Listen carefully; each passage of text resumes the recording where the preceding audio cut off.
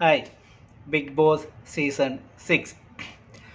അപ്പൻ്റെ ഈ 50 പവൻ്റെ ഇടയ്ക്ക് ഏട്ടൻ്റെയും നെക്ലസ് മുക്കിക്കളയല്ലേ എന്ന് പറഞ്ഞു. ആര് പറഞ്ഞു?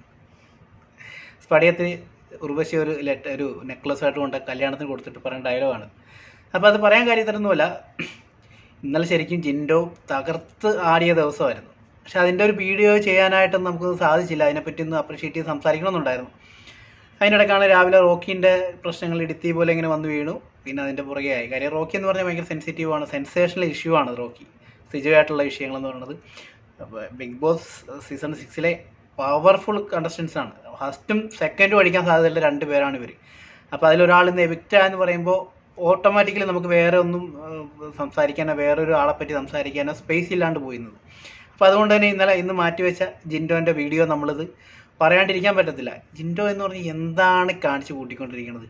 ഓക്കെ, ജിൻഡോയെ നമ്മൾ ആദ്യമേ തന്നെ ജിൻഡോൻ്റെ ഒരു കാര്യങ്ങൾ, ജിൻഡോ കുറച്ച് മണ്ടത്തരമൊക്കെ അവിടെ പറഞ്ഞപ്പോൾ നമ്മൾ അതിനെപ്പറ്റി വീഡിയോ ചെയ്ത് ജിൻഡോനെ അങ്ങോട്ട് നശിപ്പിക്കാവുന്നതിനെ മാക്സിമം നമ്മൾ നശിപ്പിച്ചിട്ടുണ്ടെന്നുള്ളതാണ് നമ്മുടെ വിശ്വാസം. പക്ഷേ എനിക്ക് അവിടെയാണ് ജിൻഡോനെ ഏറ്റവും ഇഷ്ടപ്പെട്ടത്. ജിൻഡോൻ്റെ മുഖത്ത് ആ ഭാവമാറ്റം ഉണ്ടായിരുന്നു. അതായത് ജിൻഡോ വിചാരിച്ചതൊക്കെ തെറ്റായിരുന്നു. താൻ ഏത് ലോകത്തായിരുന്നു ജീവിച്ചുകൊണ്ടിരുന്നത്? ഇങ്ങനൊരു ലോകമുണ്ടോ? ഇതൊക്കെയായിരുന്നു കാര്യങ്ങൾ. അപ്പോൾ അതിലേക്ക് വന്നപ്പോൾ, ആ സാഹചര്യത്തിലേക്ക് വന്ന് കുറേ ആൾക്കാരെയും കൂടി കണ്ടു. കുറേ ആൾക്കാരുടെ ശരിയും തെറ്റുകളും മനസ്സിലാക്കി. കുറേ എന്താ പറഞ്ഞത്, വന്ന മാറ്റങ്ങൾ, സമൂഹത്തിന് വന്ന മാറ്റങ്ങൾ, അല്ലെങ്കിൽ ഇങ്ങനെയൊക്കെയാണ് സമൂഹം ജീവിക്കുന്നത് എന്നൊക്കെ മനസ്സിലാക്കിയപ്പോൾ ജിൻഡോയ്ക്ക് വന്ന ഭാവമാറ്റവും ജിൻഡോയ്ക്ക് വന്ന മാറ്റങ്ങളും ജിൻഡോ അതിനെ ഉൾക്കൊണ്ട രീതി സൂപ്പറായിട്ടുണ്ട്. എനിക്ക് ഭയങ്കരമായിട്ട് ഇഷ്ടപ്പെട്ടു. കാര്യം ജിൻഡോ ഒരു നിമിഷം എനിക്ക് എൻ്റെ ചില കാര്യങ്ങൾ പണ്ടത്തെ ഓർമ്മ വന്നു. കാര്യം നമ്മളൊരു സമൂഹത്തിൽ ജീവിച്ചു വരുമ്പോൾ, നമ്മളൊരു പ്രത്യേക കൾച്ചറിൽ ജീവിച്ചു പോരുന്ന ആൾക്കാരായിരിക്കും. അത് നമ്മൾ വേറെ കുറച്ചും കൂടി അഡ്വാൻസ്ഡ് ആയിട്ടുള്ള ഒരു സമൂഹത്തിൽ, അല്ലെങ്കിൽ കുറേയും കൂടി മിക്സഡ് കൾച്ചറുള്ള ഒരു ഏരിയയിലേക്ക് ചെന്ന് നമ്മളെന്തെങ്കിലും പറയുമ്പോൾ നമ്മൾ വിചാരിച്ചിരിക്കുന്ന വലിയ സംഭവങ്ങളൊക്കെ എന്ന് വിചാരിക്കുന്ന കാര്യങ്ങൾ വലിയ അഹങ്കാരത്തോടെ പറയുമ്പോഴാണ് അതൊക്കെ ഏറ്റവും പൊട്ടത്തരമാണെന്നും അതൊക്കെ ഈ സമൂഹത്തെ എടുത്ത് കിണറ്റിലെറിയേണ്ട സംഭവമാണെന്നൊക്കെ അറിയുമ്പോൾ ചില ആൾക്കാരെന്ത് ചെയ്യും, അതിനോട് ഞാനൊക്കെ അങ്ങനെയായിരുന്നു, ഞാനൊക്കെ അങ്ങനെ മനസ്സിലാക്കി ഇത് തെറ്റായിരുന്നു, ഞാൻ വിചാരിച്ചതൊക്കെ തെറ്റായിരുന്നു. അങ്ങനെ നമ്മളൊരു ഒരു ഒരു ഒരു റിസപ്റ്റർ മൈൻഡിലോട്, ഒരു കാര്യങ്ങൾ റിസീവ് ചെയ്യാനുള്ള ഒരു മൈൻഡോടുകൂടി, ഏതാണ് ശരി അതിനെ ഉൾക്കൊള്ളാനുള്ള മൈൻഡോടുകൂടി നിൽക്കുമ്പോഴാണ് നമ്മൾ വളരുള്ളൂ. അതുകൊണ്ടാണ് നമ്മളിവിടേക്ക് എത്തിയെന്ന് വിചാരിക്കണം. അപ്പോൾ ജിൻഡോൻ്റെ കാര്യം പറയണത്, ജിൻഡോ ആ ഒരു മൈൻഡ് അവിടെ കാണിച്ചുകൊണ്ടാണ് ജിൻഡോയ്ക്ക് ഇത്രയും മാറ്റങ്ങൾ വന്നത്. ഇത്രയും മാറ്റങ്ങളെന്ന് വന്നു കഴിഞ്ഞാൽ വ്യക്തമായിട്ട് ഇന്നലെയൊക്കെ എന്താണ് അഴിഞ്ഞാട്ടമായിരുന്നു. പ്രേമോദാരനല്ലല്ലോ, മറ്റേ പാട്ടാണ് ഗോപാങ്കനെ കളിച്ചതൊക്കെ. എന്തായിരുന്നു അവിടെ കളിച്ചത്? അടിപൊളിയായിട്ടുണ്ട്. ലാലേട്ടൻ പോലും ഒരു നിമിഷം ലാലേട്ടൻ്റെ ഉള്ളിലുള്ള ആ നർത്തകനൊക്കെ പുറത്തേക്ക് ചാടുമെന്ന് ഞാനിങ്ങനെ വിചാരിച്ചു. കാര്യം ലാലേട്ടൻ ഇങ്ങനെയുള്ള കാര്യങ്ങളൊക്കെ ഭയങ്കരമായിട്ട് ഇഷ്ടപ്പെടുന്ന ഒരാളാണ്. അപ്പോൾ ജിൻഡോ അത്ര വലിയ സംഭവമായിട്ട് ഡാൻസ് കളിച്ചെന്ന് എനിക്ക് പറയാൻ പറ്റത്തില്ല. പക്ഷേ ജിൻഡോ അത് അറ്റംപ്റ്റ് ചെയ്തു. പക്ഷേ ചില പോയിന്റുകൾ, ചില ഏരിയകളൊക്കെ ജിൻഡോ കറക്റ്റായിട്ട് അതിനെ മെർജ് ചെയ്തു. ആ മ്യൂസിക്കും ആ ബോഡി ലാംഗ്വേജും അതിനോടുള്ള മെർജിങ് ഉണ്ടല്ലോ, അപ്പോഴാണ് നമുക്ക് കാണുന്ന ആൾക്കാർക്ക് ഒരു ഫീല് തോന്നും. നമ്മൾ അറിയാണ്ട് നമ്മുടെ മുഖത്തൊരു ഇവർ കൊള്ളാമല്ലോ, നമ്മൾ ഒട്ടും പ്രതീക്ഷിക്കാത്ത ഒരാൾ ഇങ്ങനെയൊക്കെ ചെയ്യുമ്പോഴാണ് ഏറ്റവും കൂടുതൽ നമ്മൾ അറിയാണ്ട് കൈയടിച്ചു പോകുന്നത്. അപ്പോൾ ലാലേട്ടൻ്റെ മുഖത്തും ആ സന്തോഷം ഉണ്ടായിരുന്നു. ബിഗ് ബോസ്, ഏഷ്യാനെറ്റ് അങ്ങനെ ജിൻഡോയെ പറ്റി നല്ല എത്രയോ വാക്കുകളാണ് ഏഷ്യാനെറ്റ് ബിഗ് ബോസിൻ്റെ ജിൻഡോയെ പറ്റി ഇട്ടിരിക്കുന്നത്.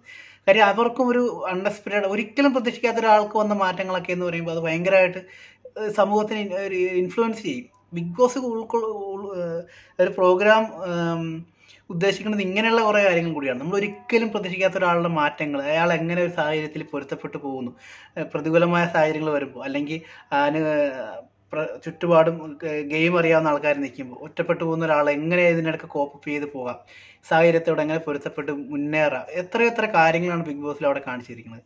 എനിക്കത് ഭയങ്കരമായിട്ട് ഇഷ്ടപ്പെട്ടു, ജിൻഡോൻ്റെ ആ മാറ്റം. അതിൽ ജിൻഡോ നൃത്തം കളിക്കുന്നത് വെറുതെ കളിക്കുന്നതല്ല. അപ്പോൾ അതിൽ അപ്സരയാണ് ജിൻഡോൻ്റെ ഗുരു. അപ്സര പറയുന്നുണ്ട്, ഞാൻ കിച്ചണിൽ നിൽക്കുമ്പോഴാണ് എനിക്കൊരു അശരീരി, എനിക്ക് ഡാൻസ് പഠിക്കണം. നോക്കുമ്പോൾ ജിൻഡോ അപ്പോൾ ഇത്രയും ഇൻട്രസ്റ്റ് ആയിട്ടൊരാൾ ചോദിക്കുമ്പോൾ അപ്സരയെ പോലെ ഒരു കലാകാരിക്ക് അത് ഒഴിവാക്കാൻ പറ്റത്തില്ലല്ലോ. പഠിപ്പിച്ചു. കിടക്കണു ഉസ്താദല്ല, ദർബാർ രാത്രിയൊരു കാരണം കണ്ട് അലക്കി.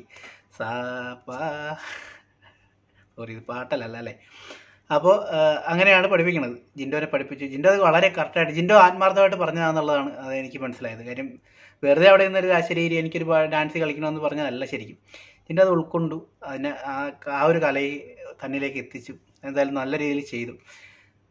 പിന്നെ ഈ ചില ആൾക്കാരുണ്ടല്ലോ, ഇപ്പോൾ മനുഷ്യൻ ജനിക്കണമെന്ന് പറഞ്ഞാൽ സ്ത്രീയും പുരുഷനുമായിട്ടുള്ള ഹോർമോൺസ് നമ്മുടെ ശരീരത്തിലുണ്ട്. അതിൽ പുരുഷ ഹോർമോൺ കുറച്ച് കൂടുതലായിട്ട് നിൽക്കുമ്പോഴാണ് നമ്മളൊരു ആണാകുന്നതും മറ്റേതാകുമ്പോൾ പെണ്ണാകുന്നതും. ഇങ്ങനെയാണ് ഞാൻ മനസ്സിലാക്കിയ കാര്യങ്ങൾ. അപ്പോൾ ചില ആൾക്കാർക്ക് ഏകദേശം കറക്റ്റായിട്ടൊക്കെ വരാറുണ്ട്. ചിലപ്പോൾ ആണുങ്ങൾ ആണായിട്ട് ജനിച്ചെങ്കിലും ഹോർമോൺ ചിലപ്പോൾ അവരുടെ പെണ്ണായിട്ടായിരിക്കും. അതാണ് നമ്മൾ കാണുന്ന ഈ ട്രാൻസ്ജെൻഡേഴ്സ് എന്നൊക്കെ പറയുന്ന സംഭവങ്ങൾ. അപ്പോൾ ചില ആൾക്കാർ അല്ലെങ്കിൽ പോലും ഈക്വലായിട്ട് അല്ലെങ്കിൽ കുറച്ചൊക്കെ അവരുടെ ഉള്ളിലുണ്ടാവും. ഇപ്പോൾ ലാലേട്ടനൊരു ശ്രയണഭാവമുള്ള ഒരു ആളാണ്. ഞാൻ മനസ്സിലാക്കിയതാണ്. മമ്മൂക്ക ഒട്ടും ശ്രയണഭാവം ഇല്ലാത്ത ഒരാളാണ്. മമ്മൂക്ക എന്ന് പറയുമ്പോൾ പക്ക ഒരു മെയിൽ ഡോമിനൻ്റ് ആയിട്ടുള്ള ഒരു സംഭവത്തിൽ നിൽക്കുന്നതാണ്. ബിജു മേനൊക്കെ മമ്മൂക്കാൻ്റെ, പൃഥ്വിരാജൊക്കെ ഏകദേശം അതിൽ വരുന്നത്. അപ്പോൾ ലാലേട്ടൻ, ദിലീപ്, ജയറാം, ഇതൊക്കെ വേറൊരു കാറ്റഗറിയാണ്. ലാലേട്ടൻ പിന്നെ ഇതിനേക്കാൾ രണ്ടിനും ഇടയ്ക്ക് നിൽക്കുന്ന വേറൊരു നമുക്കങ്ങനെ പറയാൻ പറ്റാത്ത വേറൊരു യൂണിക് പ്രൊഡക്റ്റാണ് ലാലേട്ടൻ്റെ ഒരു സിനിമ ഇത് വെച്ച് കാണുമ്പോൾ. അപ്പോൾ ഇങ്ങനെയാണ് പോകുന്നത്. അപ്പോൾ ജിൻഡോയെ പോലെ ഒരാൾ ഈ പാട്ട് ഒട്ടും ഉൾക്കൊള്ളാണ്ട് കളിച്ചു കഴിഞ്ഞാൽ മൊത്തം കുളമാകും. ഇപ്പം മമ്മൂക്ക ഡാൻസ് ചെയ്യുമ്പോൾ എന്തുകൊണ്ട് ആൾക്കാർ ചിരിക്കുന്നു, ഇതാണ് സംഭവം. ഓക്കെ, അത് അവർക്ക് ഉള്ളിലേക്ക് മൊത്തത്തിൽ അങ്ങോട്ട് ഉൾക്കൊള്ളാം. ഒന്നാമത് ഇത് സ്ത്രീകൾ ചെയ്യുന്നൊരു പരിപാടിയാണെന്നുള്ള കോൺസെപ്റ്റ് ഉള്ളതുകൊണ്ട് തന്നെ ഇവരങ്ങോട്ട് മൊത്തത്തിൽ ആ ഫ്ലെക്സിബിലിറ്റി കിട്ടത്തില്ല. അപ്പോൾ ജിൻഡോ മാക്സിമം ട്രൈ ചെയ്തു. പക്ഷേ ജിൻഡോന് 1-2 സ്റ്റെപ്പുകൾ മാറിപ്പോയപ്പോൾ മറ്റേ കല്യാണരാമരത് ദിലീപും മറ്റേ ഹരിമാമേഷവും ചാടി അങ്ങോട്ട് വരുമ്പോൾ ഇങ്ങനെ ആൾക്കാർ നോക്കിയില്ലേ, അതേപോലെ ജിൻഡോ 2-3 സ്റ്റെപ്പുകളോടെ കാണിക്കുന്നുണ്ട്. അപ്പം അപ്സര നോക്കുന്നുണ്ട്, ഇവന് ഇത് തേങ്ങയുടെ തെണ്ടി നീ കാണിക്കണം എന്നുള്ള രീതിയിൽ, ഇതൊക്കെ ആരും അടുപ്പിച്ചെന്നുള്ള രീതിയിൽ ചോദിക്കുന്നുണ്ടായിരുന്നു. അപ്പുറത്തേക്ക് കളി. അപ്പോൾ ജിൻ്റെ അപ്പുറത്തേക്ക് കളിക്കുമ്പോൾ ആ കറക്റ്റ് സ്റ്റെപ്പ് കറക്റ്റ് ആ ആംഗിളിൽ വന്ന് വീണു. സ്റ്റെപ്പ് ഓക്കെ ആയി. ഇപ്പോൾ ഇവരുടെ രണ്ടുപേരുടെ സ്റ്റെപ്പുകൾ തമ്മിൽ ഒരു കണക്ഷൻ വന്നു. ആൾക്കാർ കണ്ടിരുന്നവർ പോലും ഇങ്ങനെയൊക്കെ ഉണ്ടോ, ജിൻ്റെ അടിപൊളി, പൊളിച്ച് മക്കളെ. ലാലേട്ടൻ പോലും എന്താണെങ്കിലും കാണിക്കുന്നത്, പൊളിച്ചിട്ടുണ്ട് കേട്ടോ. എന്തായാലും അടിപൊളിയായിരുന്നു. അപ്പോൾ അതിൻ്റെ ഒരു സന്തോഷ സൂചകമായിട്ട് തന്നെ ഒരു കലാതിലകമല്ലോ, ഏതാണ് ഒരു നാട്യശാസ്ത്രം അങ്ങനെ എന്തൊരു സംഭവത്തിൻ്റെ ഒരു ഫലകം പോലൊരു സാധനം ജിൻഡോയ്ക്ക് കൊടുത്തിട്ടുണ്ട്. ഇങ്ങനെ നിൽക്കുന്ന സംഭവം കൊടുത്തിട്ടുണ്ട്. എന്തായാലും അടിപൊളിയായിട്ടുണ്ട്. ജിൻഡോൻ്റെ വളരെ അപ്രീഷിയേറ്റഡായിട്ടുള്ള ഒരു മാറ്റമാണ്. ഈ സിറ്റുവേഷനോട് കോപ്പപ്പ് ചെയ്ത് പോകുന്നത്.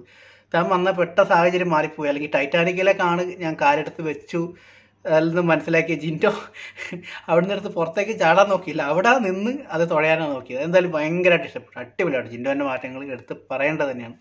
അതുകൊണ്ടാണ് ഇത്രയും നമ്മൾ വീഡിയോ ചെയ്തത്, ഇങ്ങനെയൊക്കെ പറഞ്ഞെങ്കിൽ പോലും. അതിനുശേഷം പിന്നെ അവിടെ കണ്ടതാണ് അർജുനും നമ്മുടെ പുതിയ യൂക്കാലിപ്റ്റസ് മരങ്ങളുടെ ഇടയിലൂടെ ഓടാൻ പോകുന്ന പുതിയ യുവമിഥുനങ്ങളാണ് അർജുൻ ആൻഡ് ശ്രീതു. ഓക്കെ, അപ്പോൾ അവരും ഡാൻസ് ചെയ്യുന്നു. അപ്പോൾ ബിഗ് ബോസ് ചേട്ടൻ ചോദിക്കുന്നു, ഇവർക്കും ഡാൻസ് വേണോ? ഓക്കെ, പാട്ടിടാൻ പറയും. പാട്ടിടുമെന്ന് ലാലേട്ടൻ പറയും. അപ്പോൾ ബിഗ് ബോസ് ചേട്ടൻ, താങ്കൾ തന്നെ അഭിനയിച്ച മിന്നാരം എന്ന സിനിമയിലെ ഒരു പാട്ട് തന്നെ ഇടാം. അപ്പോൾ ഒരു കൊല്ലം പൊന്നുപൂവാണ്. അപ്പോൾ അതിനകത്ത് പല്ലവി ചരണത്തിൽ വരുന്ന ലിറിക്സാണ് അപ്പോൾ അതിന്. അപ്പോൾ നല്ല സ്പീഡിൽ ഇങ്ങനെ ആരായാലും ഒന്ന് സ്റ്റെപ്പ് വെച്ച് കൊടുത്ത് നമുക്ക് അർജുൻ എന്തൊക്കെയാണ് കാണിക്കുന്നുണ്ട്. മറ്റേ കൊച്ചിന് ശ്രീധുവിനും ഡാൻസ് അറിയാൻ തോന്നുന്നു. അപ്പോൾ അതും നന്നായിട്ട് അത് പെർഫോം ചെയ്തു, അടിപൊളിയായിട്ടുണ്ട്. ലാലേട്ടൻ ഇത് കണ്ടപ്പോൾ എൻ്റെ പാട്ടുകൾ ഞാനൊന്ന് ചാടി. കാര്യം ലാലേട്ടൻ ഈ അടുത്ത കാലത്തൊന്നും ഇതേപോലെ ഡാൻസ് ചെയ്യാനൊന്നും പറ്റുന്നില്ല എന്ന് തോന്നുന്നു. അതിൻ്റെ ഒരു സങ്കടവും സന്തോഷമോ എന്തൊക്കെയോ അല്ലെ പഴയ നൊസ്റ്റാൾജിയിലേക്ക് പോയതാണ്. ലാലേട്ടനൊന്ന് ചാടാൻ നിൽക്കുന്ന പോലെ എനിക്കൊക്കെ തോന്നി. അപ്പോൾ എന്തായാലും അടിപൊളിയായിരുന്നു. അപ്പോൾ അതിനുശേഷം നമ്മുടെ ഇവരോട് ചോദിക്കുന്നു, ഇനി ആർക്കെങ്കിലും ഡാൻസ് വേണോ, ഇനി ആർക്കെങ്കിലും വേണോ, ഉണ്ണിമതിന് ആർക്കെങ്കിലും വേണോ എന്ന് ചോദിക്കുന്ന പോലെ ഇനി ആർക്കെങ്കിലും വേണോ എന്ന് ചോദിച്ചു. അപ്പോൾ ശരണിക്ക് കളിക്കണോ? കളിക്കാം.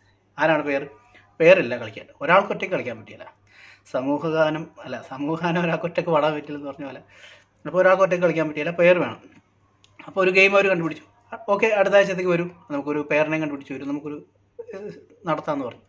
ജാൻമണിയോട് ചോദിക്കുന്നു, ജാൻമണി കളിക്കണോ? ജാൻമണിക്ക് മനസ്സിലായില്ലെന്ന് എനിക്കോ. ഓക്കെ ലാലേട്ടാ എന്ന് പറഞ്ഞു. അപ്പോൾ എവിടെ പേരോ? അപ്പോഴാണ് മനസ്സിലായത് ഡാൻസ് ആണെന്നുള്ളത്. അപ്പോൾ ജാൻമണിയുടെ പറയുന്നത് അടുത്ത ആഴ്ച കളിക്കാം. ഓക്കെ, അപ്പോൾ അങ്ങനെ ഒരു ഗെയിം നടന്നു പോകുന്നു. ഇപ്പോൾ ഇതിനകത്ത് വന്ന മാറ്റം എനിക്ക് 2 കാര്യങ്ങൾ വേറെ പറയാനുള്ളത്. ഇന്നലെ ഒരു ഗെയിം അവിടെ നടന്നു. ആരാണ് വിശ്വാസമുള്ള ആളും ഈ ഹൗസിലെ നിങ്ങൾക്ക് വിശ്വാസമുള്ള ആളും വിശ്വാസം ഇല്ലാത്ത ആൾക്കാരെന്ന് പറഞ്ഞ് ഗെയിം നടക്കുവാണ്. അപ്പോൾ അതിനകത്ത് ഏറ്റവും കൂടുതൽ വിശ്വാസം ഇല്ലായ്മയായിട്ട് മറ്റേ ബാഡ്ജ് കുത്താം. വിശ്വാസം ഉള്ള ആൾക്കാർക്കും ബാഡ്ജ് കുത്താം, ഇല്ലാത്തവർക്കും സ്റ്റിക്കർ ഒട്ടിക്കാം. അപ്പോൾ അതിൽ ഏറ്റവും കൂടുതൽ സ്റ്റിക്കർ വിശ്വാസം ഇല്ലായ്മയെന്ന് വന്ന് കിട്ടിയത് ഒന്ന് ജാസ്മിന് കിട്ടി, ഒന്ന് ഗബ്രിയലിന് കിട്ടി. ഓക്കെ, ഗബ്രിയലിനും ജാസ്മിനും കിട്ടാനുള്ള കാര്യം എന്താണെന്ന് ഊഹിക്കാമല്ലോ. ഒന്നാമത്തെ കാര്യം, അവിടെ എന്തെങ്കിലും ഒരു കോമൺ ആയിട്ട് ഇഷ്യൂസ് നടക്കുമ്പോൾ മറ്റുള്ളവർക്ക് എങ്ങനെ ഇവരെ വിശ്വസിക്കാൻ പറ്റും? കാര്യം ഗബ്രിയലിന് ജാസ്മിനെ പ്രൊട്ടക്ട് ചെയ്യണം, ജാസ്മിന് ഗബ്രിയലിനെ പ്രൊട്ടക്ട് ചെയ്യണം. അപ്പോൾ ബാക്കിയുള്ളവർക്ക് ഇവരുടെ വിശ്വാസം പോവല്ലേ? കോമൺ സെൻസ്, ഇത്രയുള്ള കാര്യം. സിജോയുടെ വിശ്വാസം ഇല്ലെന്ന് 2-3 പേര് പറഞ്ഞു. അതൊറ്റ കാര്യമുള്ളൂ. അതാണ് ഇന്ന് നടന്ന ഗെയിം. ഇന്ന് റോക്കി പുറത്താകാനുള്ള ഒരു കാര്യം അത് തന്നെ.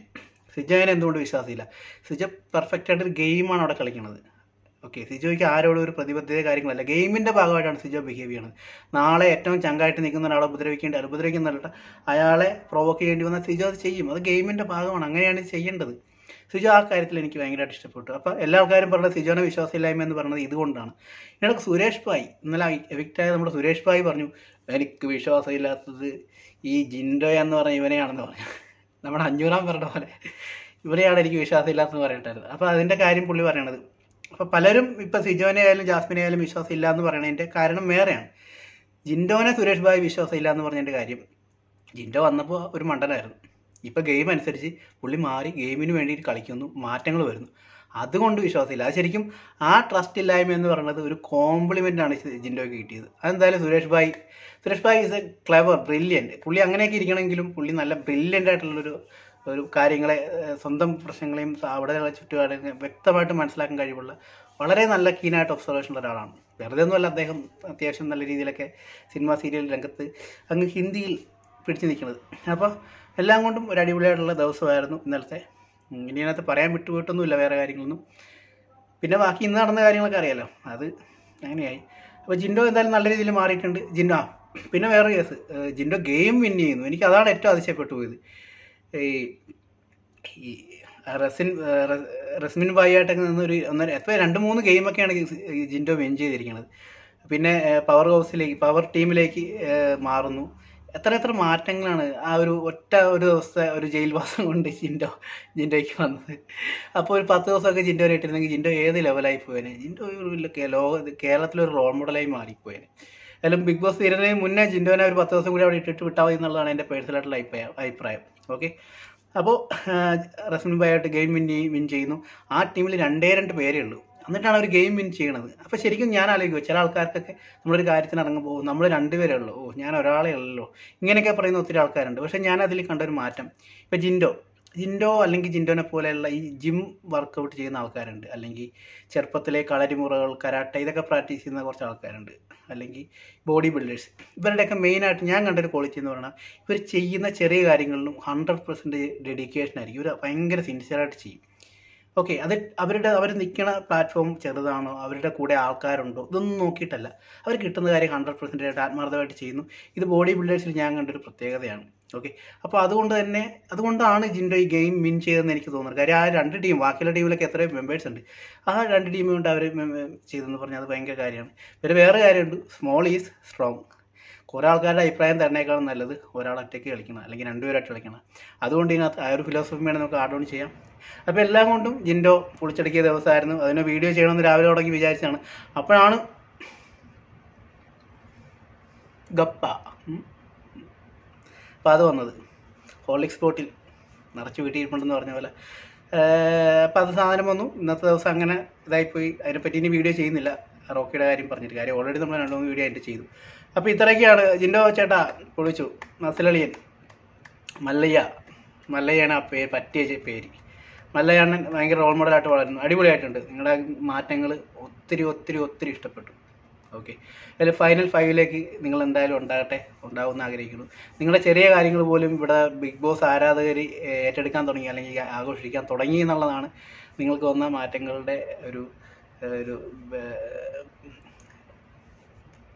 പ്രൈസായിട്ട് നമുക്ക് തരാനുള്ളത്. അപ്പോൾ അത്ര തന്നെ പറയാനുള്ളത്, വേറെ ഒന്നുമില്ല. ബൈ.